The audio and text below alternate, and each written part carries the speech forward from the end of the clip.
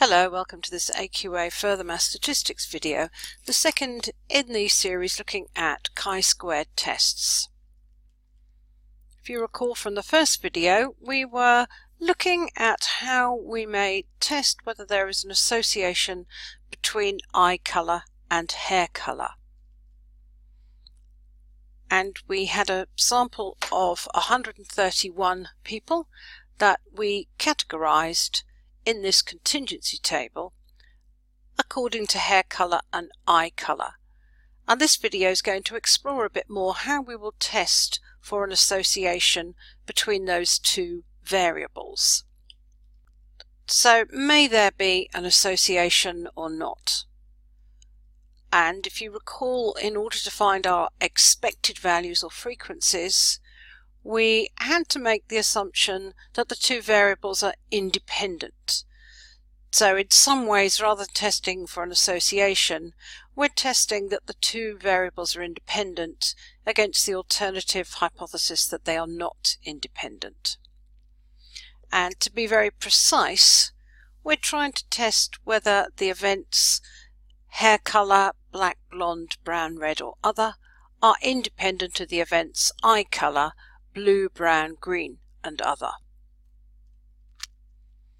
And writing this more formally, our null hypothesis would be expressed as no association between our two variables, which are hair colour and eye colour, or that hair colour and eye colour are independent. And our alternative hypothesis would be that there is some association between hair colour and eye colour, or that hair colour and eye colour are not independent. And what we need to do before we start a hypothesis test, we've formulated our hypotheses. We need to declare the level of significance. So, for example, we would need to state 5% level of significance for our test. And what we do, as with all hypothesis tests, is to assume that our null hypothesis is true. So we are going to assume that the two variables are independent, and that, as you saw in the last video, will enable us to construct a contingency table showing the expected values or frequencies in each category. And then we're going to carry out a test to measure the likeliness of the observed values occurring purely by chance if the two variables are indeed quite independent of each other. And to do this, the chi-squared distribution is used. It's a continuous distribution, and it's used for investigating whether there's an association between two particular factors. And chi-squared is also used in other contexts, but we're just looking at a chi-squared distribution used in the context of investigating whether there is an association between two factors. And we're going to do this by comparing our observed values. So this is what we observed in our sample of 131 with our expected values, and those are the frequencies that we worked out on the assumption that hair colour and eye colour are independent events, and that's what we looked at in the first video in the series. So obviously there are differences between observed and expected values. How can we get a measure of how significantly different those values are?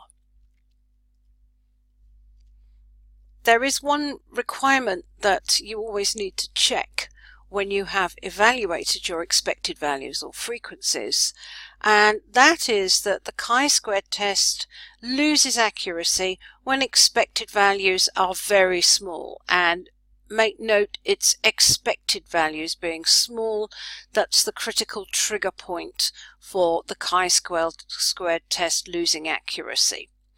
So if your evaluated expected values are low, and the rule that we use at A level is that they are less than or equal to 5, we need to do what's called pooling. We need to pool categories or pool or combine categories in a sensible way in order to ensure that all of our expected values, our expected frequencies, are greater than 5. And if we have a look here, you can see that we had quite low observed values, but that would not trigger any sort of decision to pool data. But when we look here, we actually have 3 of our expected frequencies that are below 5, and that will trigger us before we carry out any test to pool categories. And it would seem as green is quite low, has a lower total than the other two eye colours, blue and brown, it would seem quite sensible to pool or combine the categories green and other. And we need to do that for the expected values, and we also need to do that for our observed values so that we can compare like with like. And you can see here that we've pooled green and other into one category, other, for both our observed frequencies and our expected frequencies. And we're now going to compare these values here. So the 11 and the 11.97, not the original values we had. And that concludes this video. The final video will look at actually carrying out the chi-squared test.